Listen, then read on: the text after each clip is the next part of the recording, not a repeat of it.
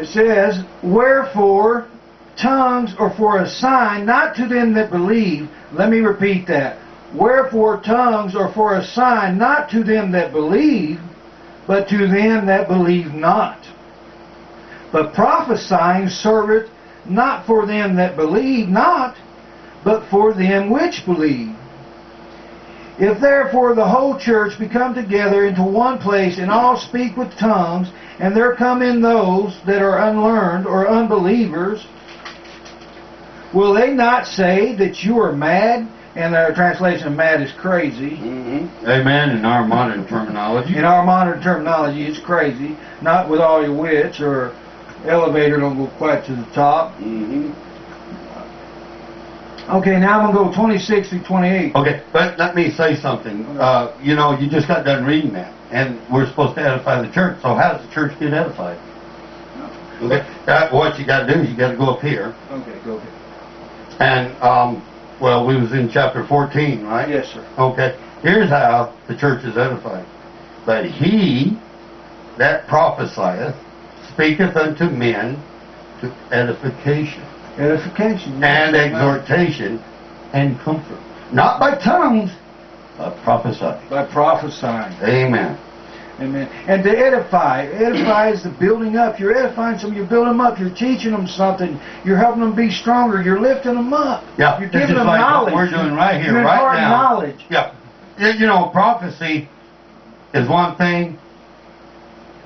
It's many ways to prophecy, but what we're doing right here, right now, is prophesying. Oh, yeah. Amen. Teaching rightly. Teaching rightly. Amen. Amen. Okay. And now let's go to verse 26, Brother Darrell, through to 28.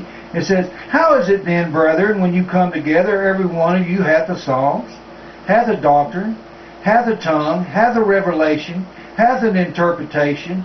Let all things be done unto what we say, Brother Darrell? Edifying.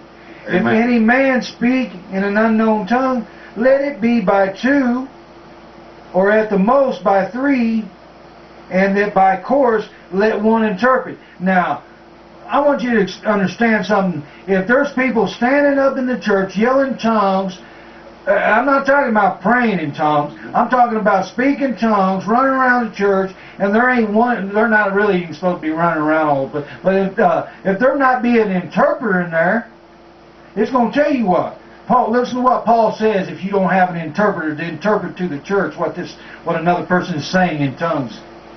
But if there be no interpreter, let him keep silence in the church, and let him speak to himself and to God. That's praying in tongues. What Paul said, let him speak to himself and God. Amen. Amen. Okay, now, and I'm going to, it says, let the prophet speak, 2 or 3, and let the other judge. If anything be revealed to another to set it by, let the first hold his peace. For you all may all prophesy one by one now, that all may learn and all may be comforted, like you just said, Brother Darrell. Amen. I just added that in there because we had a little bit of time, and I want people to understand prophecy is very important. Right. Well, prophecy is what the whole Bible's about. Oh, it is. Prophesying about Christ, the death and resurrection. It's all done through prophecy. History and events that would happen in the world that Christ talked about. Prophecy is so important. It really is. Amen. Okay, and then now I'm going to run to I'm going to go to 33 through 40. For God is not the author of confusion, but of peace, as in all churches of the saints. Brother Darrell, you got something to say on that? Yeah. Doesn't mean to get in there and go, oh, and that's too much confusion. And how does that bring peace? Think about 100 people doing that. Wow. You ain't got no peace in that. No, you don't. We're talking about godly peace. You know, godly peace surpasses all understanding. Amen. It says, let your women keep silence in church. Now listen to this very careful, people, because we was in a church where the women were running things. And just because they made more money. Yeah. Oh. It was a profit thing. Let your women keep silence in church, for it is not permitted unto them to speak, but that they are commanded to be under obedience, as also saith the law. And if they will learn anything, let them ask their husbands at home, for it is a shame for women to speak in the church. Wow. Hear that? Amen. How many women now are getting behind the pulpit? Oh, we got women preachers. You know why, brother? It's because of the tax code. Yeah.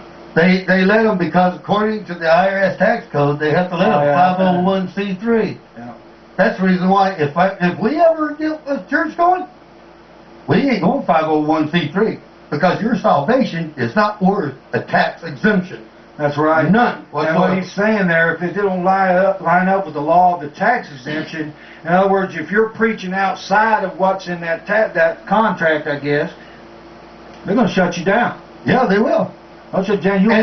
And the churches too, because that become tolerant of homosexuality. Oh, yeah. And plainly the Bible tells it's an abomination unto God. Abomination.